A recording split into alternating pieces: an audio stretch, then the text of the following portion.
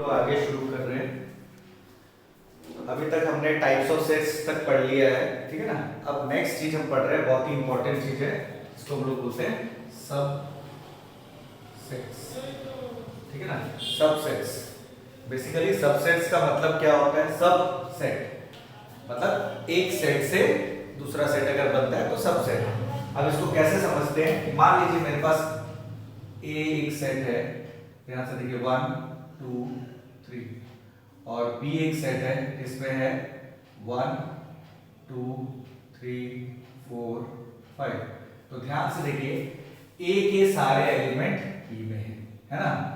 ए के सारे element B में है, तो what we will say that A is a subset of B, ठीक है ना। मतलब A set is a subset of set B. Why? because all the elements of set A are in set B, ठीक है ना। अब ध्यान से देखिए, इसको हम लोग कैसे लिखेंगे? A is a subset of B, ठीक है ना।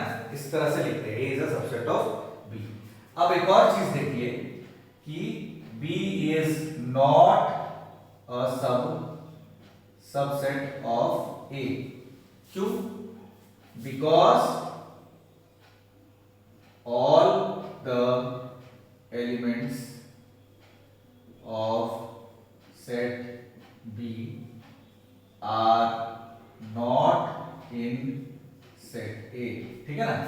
ध्यान से देखो, B के सारे एलिमेंट तो A में नहीं है ना। B में 1 2 3 4 5 है, जबकि A में 1 2 3 है। तो हम लोग बोलेंगे B is not a subset of A, तो B सबसेट नहीं है। तो इस तरह से लिखिए। क्लियर है? सबसेट, आई होप समझ में आया होगा सबसेट। अब ध्यान से देखिए, मान लीजिए एक क्लास है, ठीक है ना। उसमें से मान लीजिए मैंने 5 बच्चे सेलेक्ट कर लिए, तो वो 5 बच्चों का सेट जो है वो पूरे क्लास के सेट का सबसेट होगा, है ना। या एक स्कूल में से एक क्लास ले लिया, मान लीजिए एक स्कूल है, उसमें से मैंने एक क्लास ले लिया, तो वो क्लास जो है उस पूरे स्कूल का एक सबसेट है, ठीक है ना। तो सबसेट बेसिकली क्या होता है? एक ऐसा सेट जो उसी सेट में से, मान लीजिए मैंने फुल एक केक लिया, केक में से एक पोर्शन मैंने काट के निकाल लिया, तो वो जो पोर्शन है, छोटा वाला portion is a subset of that cake, full cake, ठीक है ना। तो सबसेट क्या है, सबसेट क्या होता है, ये आपको क्लियर होना चाहिए। और डेफिनेशन क्या है कि अगर किसी सेट के सारे एलिमेंट दूसरे सेट में होते हैं तो पहला वाला set is a subset of दूसरा वाला सेट, ठीक है ना। अच्छी तरह से ये चीज आपको क्लियर होनी चाहिए। अब आप ध्यान से देखिए, प्रैक्टिकली हम लोग, ये तो मैंने नंबर के फॉर्म में समझा दिया, तो हम लोग बोलते हैं इसको, हम लोग लिखते कैसे। अब ध्यान से देखिए, दो बहुत इंपॉर्टेंट चीजें हम लोग को ध्यान देनी होगी। जैसे कि ये एक सिंबल है, इस सिंबल का मतलब क्या है? इंप्लाइज। याद रखिए, इस सिंबल का मतलब है इंप्लाइज। जबकि अगर दोनों तरफ एरो लगा हुआ है, इसको, इसका मतलब होता है इफ एंड ओनली इफ। ध्यान से देखिए इसको, ठीक है ना। अगर एक तरफ एरो लगा हुआ है इस तरह से, तो इंप्लाइज दोनों तरफ एरो लगा हुआ है तो इफ एंड ओनली इफ। इस इफ एंड ओनली इफ का एक और फॉर्म होता है आई डबल एफ। आई, ये तीनों का मतलब एक ही है, ये लिखा हो या ये लिखा हो, दोनों का मतलब यही है, ठीक है ना। मतलब आई डबल एफ लिखा हो तो इसका मतलब है इफ एंड ओनली इफ। अगर दोनों तरफ एरो लगे, इसका मतलब ये इफ एंड ओनली इफ, इसका मतलब है इंप्लाइज, ठीक है ना। ये याद रखिए, इसको ध्यान से देख लीजिए पहले। हाँ,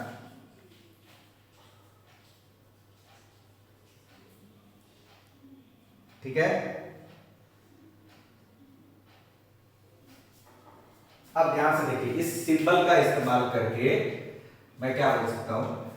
मैंने बोला कि A belongs to set A, ठीक है ना।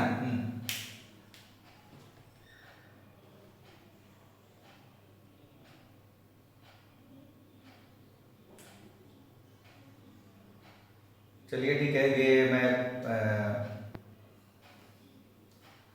चलिए मैं इस तरह से ले रहा हूं। मान लो x और y को दो सेट है और x is a subset of y, ठीक है ना।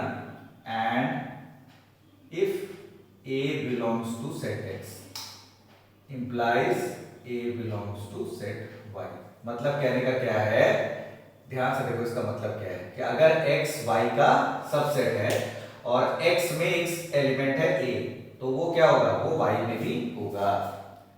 अब कहने का मतलब क्या हुआ कि x के साथ एलिमेंट y में होंगे, यही कह रहा है, इसका मतलब ये, ठीक है ना। इस तरह से इसको हम लोग रिप्रेजेंट करते हैं मैथमेटिकली, ठीक है ना।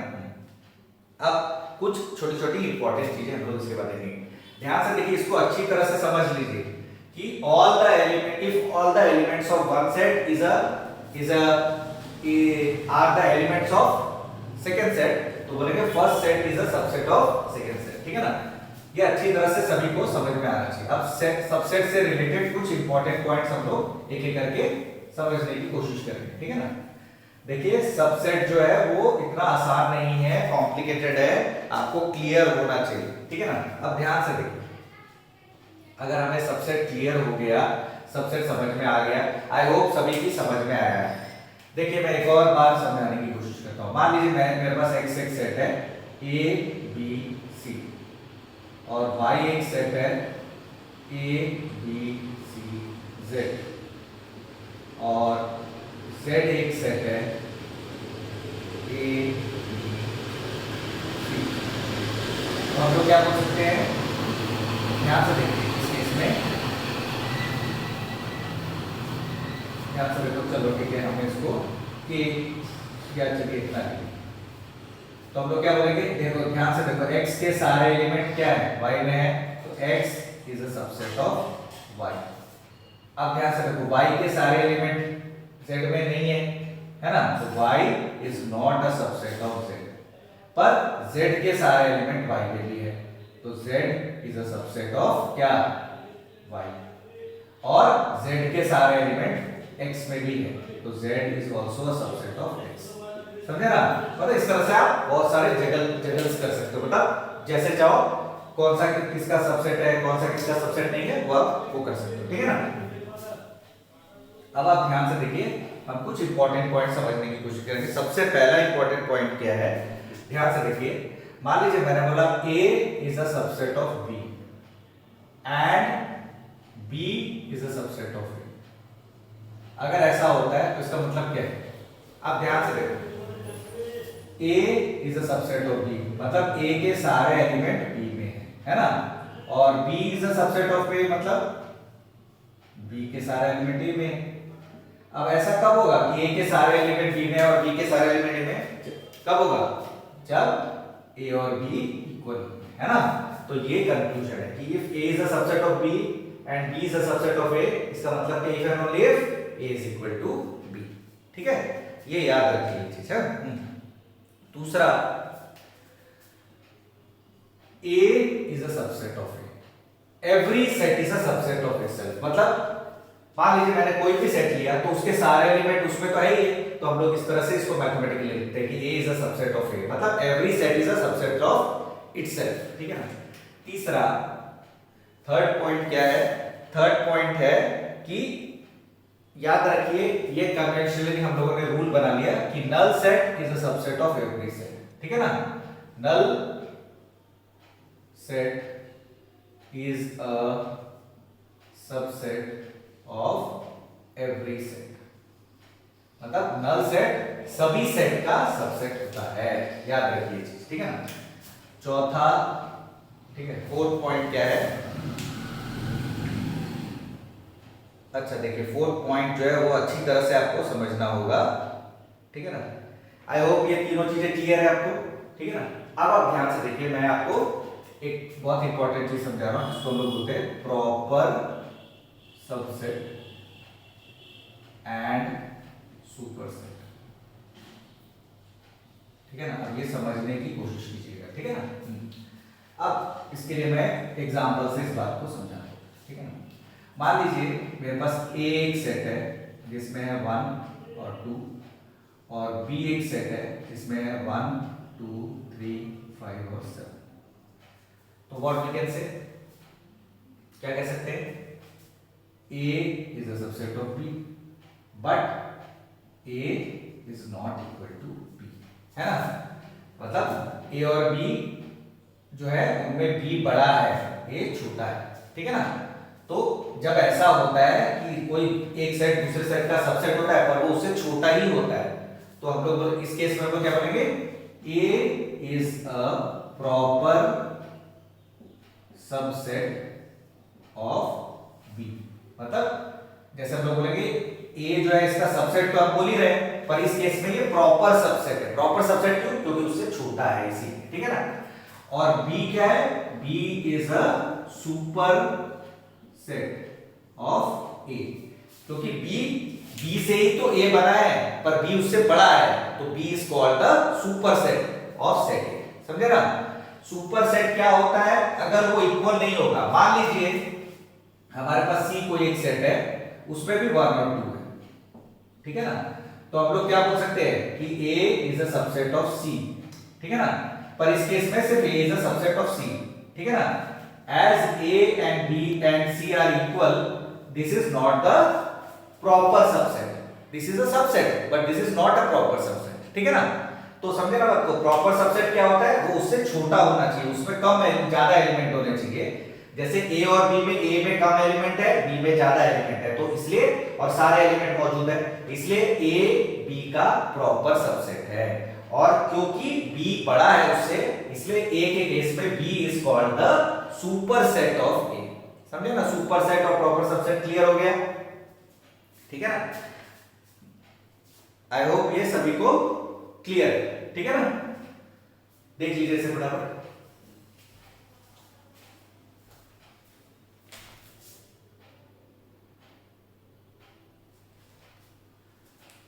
ये जो सबसेट का कॉन्सेप्ट है, ये आपको बहुत सारे एग्जांपल्स देखने से ज्यादा क्लियर होगा, ठीक है ना।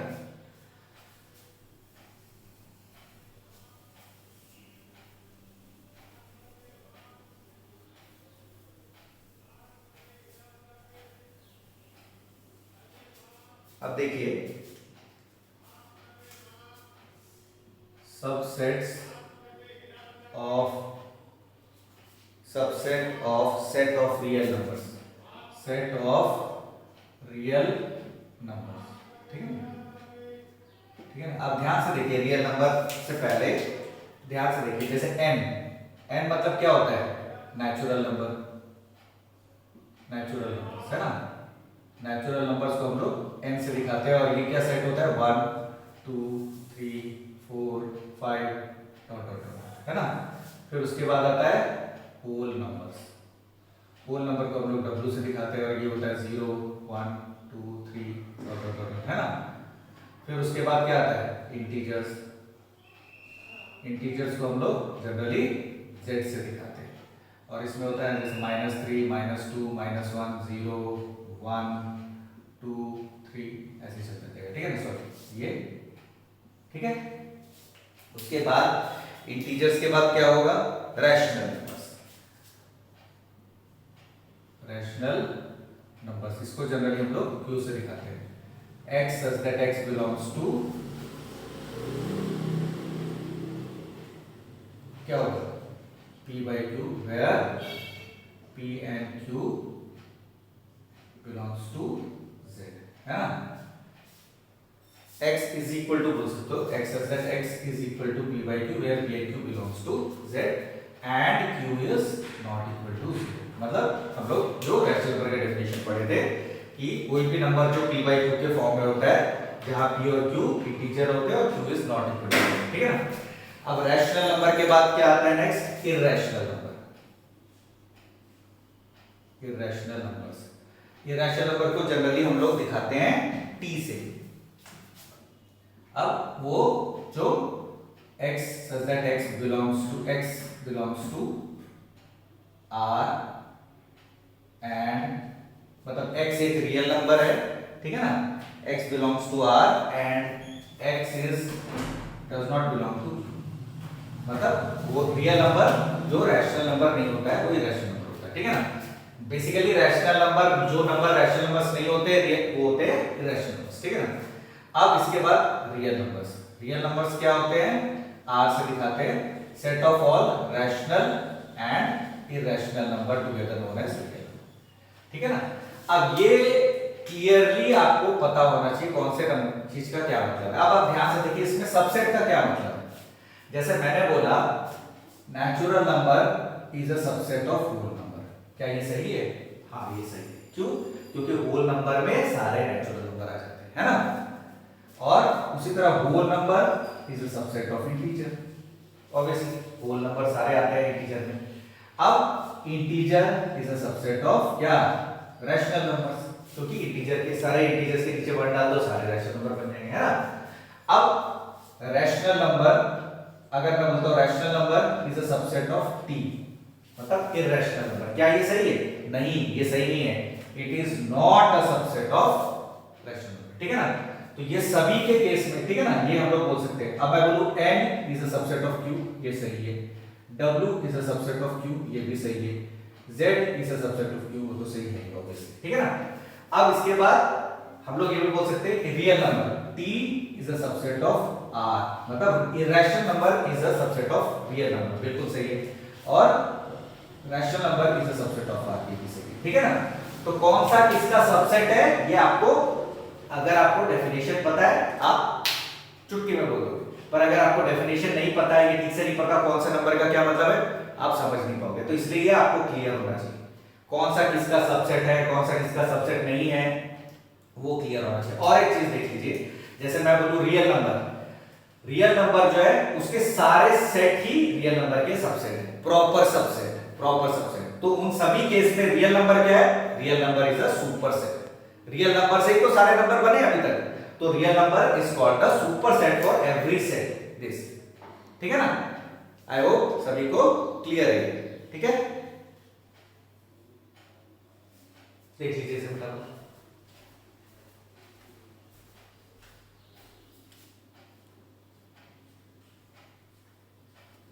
ठीक है।